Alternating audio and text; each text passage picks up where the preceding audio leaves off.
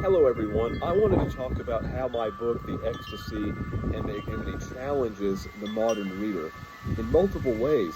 And one way that it challenges the modern reader is with complex vocabulary, sentence structure.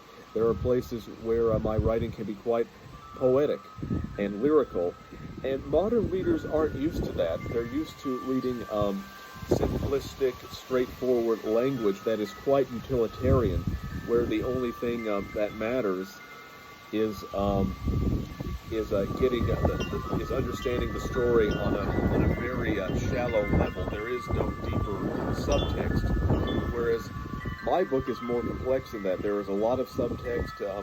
There is a lot of complexity within the way the text is presented, and many people just feel uncomfortable with that. But to me, as long as I am evoking a sense of beauty, then I don't mind challenging the reader, because when I read text, as long as I'm getting a sense of beauty out of it, then I can be challenged. As long as it isn't dull, I don't mind being challenged.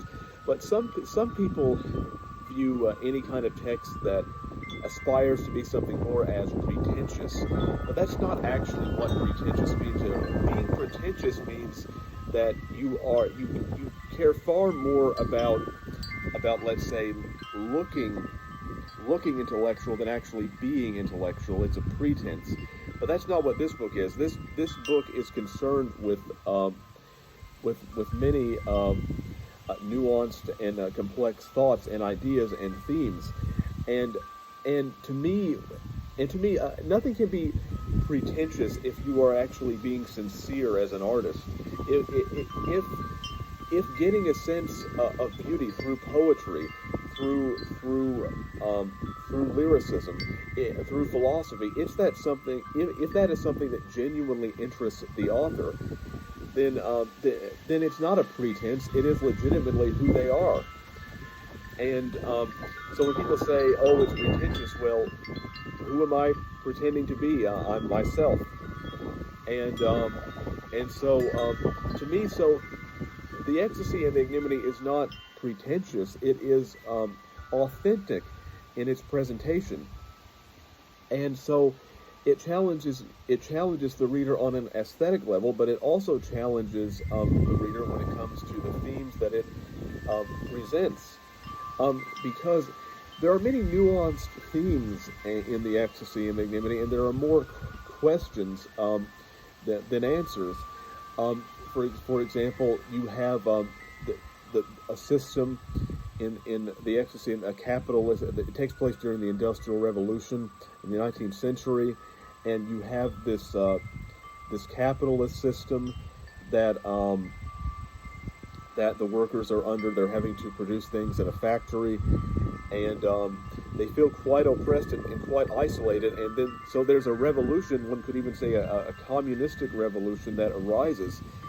But the book doesn't automatically fall on the communist side, because, as you will see, I don't want to give anything away, but the workers carry it too far in their revolution, and they do things that that strip individual rights away, that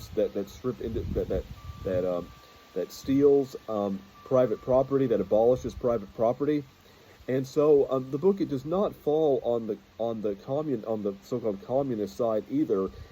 It it essentially says in many ways that any ideology that dehumanizes others, that denies the rights of the individual, that such an ideology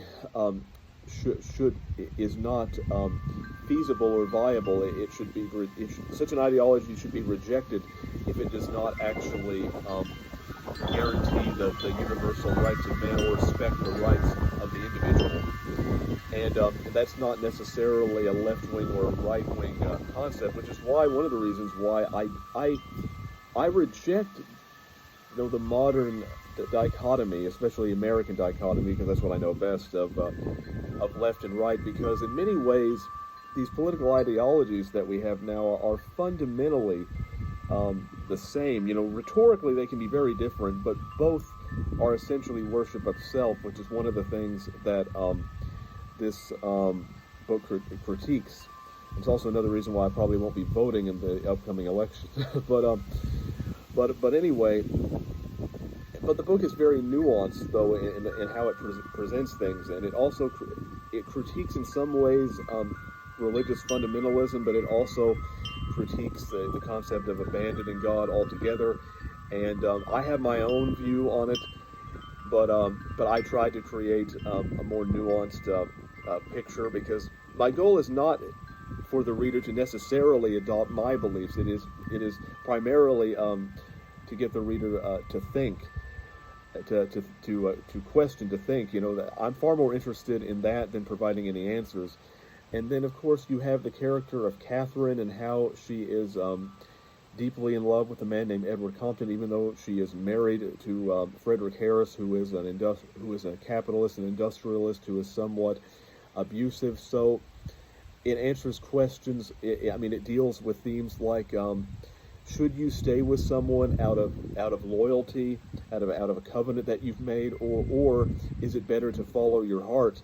And so it puts up that dilemma, and wrestles with it. And so so the book is very nuanced in that way. It doesn't.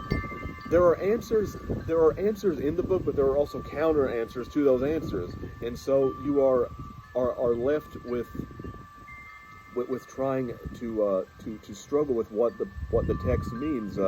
Is it pro-capitalist or anti-capitalist? Is it pro free love, or is it against free love? And to me, the best books are ones that have numerous themes and that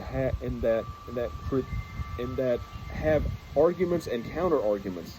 They're not giving forth one point of view, because that would be a form of activism. And so, and again, I have my own opinions about things, but the purpose of the book is for the reader to make up their own mind when it comes to how they feel.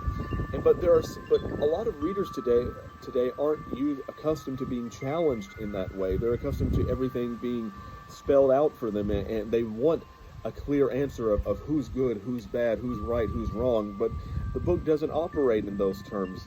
And so, to me, we need more challenging literature that is nuanced, but both on a technical level and also on the themes that they present. And so I think that is why the Ecstasy and the Ignominy will challenge readers in that way, because especially if you only read modern literature, readers aren't accustomed to being challenged in that way. But that's what I try to do in this book.